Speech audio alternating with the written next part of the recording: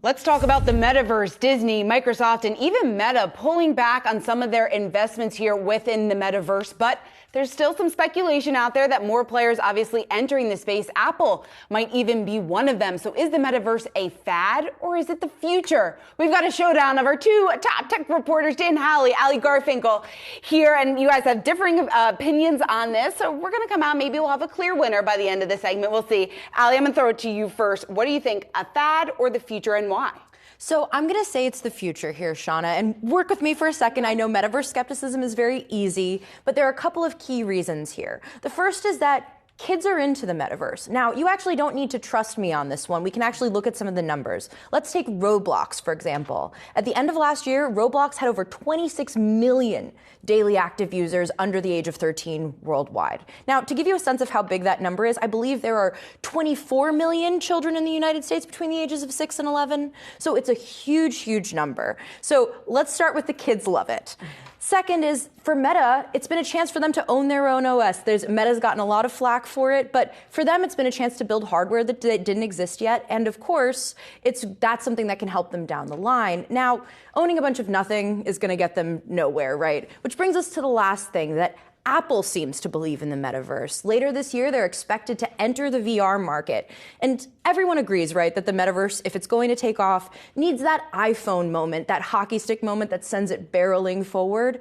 And who better to create an iPhone moment than Apple, right? Apple also famously is the most trusted brand in tech at this point, I would say. We can argue about that later.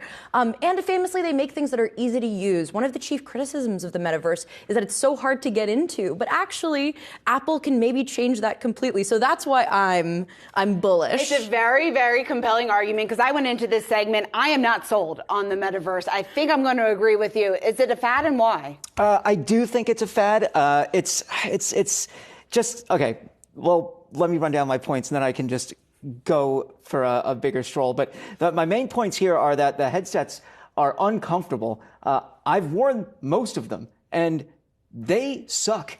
I mean, when you put them on your head, they're heavy, they're unwieldy. I don't care how much people say or Meta tries to sell you on workouts with the metaverse. If you wear something like that on your head and run around, that thing's going to stink after a while. The other thing is there's no killer app. I mean, you can only play Beat Saber so many times, or what's the other one, Job Simulator, so many times before it gets annoying. And cool, I can watch Netflix on a virtual movie theater screen. You know what I can do? I can sit there and watch it on my couch on my 65-inch OLED, which looks infinitely better. And the final thing is, it's a solution looking for a problem.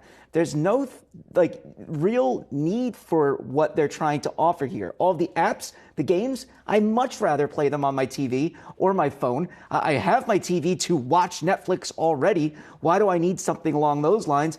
I've tried Google Glass. I've tried the Facebook sunglasses with cameras built into them. Snap glasses I've tried. None of it was compelling enough for me to ever want to buy. But what about Apple's rumored entrance here with that mixed reality headset? Is that going to really change the perception at all? It could. Look, I'm a skeptic because there's nothing that I want for it right now. Right? I've zero. I could go on about this idea about. We have talked about this so much off camera. I cannot even begin to tell you. This is a debate we actually have when we are not sitting here with you, Shauna. That's why you guys were the perfect people to bring on set. We wanted you guys to have the debate right here. Okay, if you had to pick a clear winner from this, if Allie, you are right, and metaverse is the future, who's positioned to win? I don't know if I can bet against Apple, Shauna. I really don't know if I can. The truth is, if in Meta's case right now, I think I want to say that the market, the amount of market share that they have is about 80% in terms of name recognition. Remember, they did acquire Oculus. That said, I think Apple could make something that's just so easy to use and so much fun and plugged into that ecosystem in a big way that it's hard to imagine. Very hard to bet against Apple. It's really hard to bet against Apple on this one for me. It is. If it does take off, I do got to say Apple. Sure, Meta has one area of agreement here. Yeah, I agree. I mean, look, they made the smartwatch a thing, right? I mean, they're sure. Meta has the market share right now, the 80% And you made that share. point earlier with the smartwatch. Fitbit was an incumbent, and Apple Fitbit doesn't exist anymore. Wipe the floor with them. If you look at headphones, true wireless headphones, they're all trying to be AirPods. They all look like AirPods, unless it's Beats, which Apple also owns. Yeah, I just, you can't imagine that anyone else is going to be able to do it with the kind of fit and finish and software and experience that Apple is. So, if it does take off, it's going to be Apple. All right, we'll see whether or not we get that headset announcement at the Worldwide Developers Conference in June, and whether or not Apple is pushing into that space already.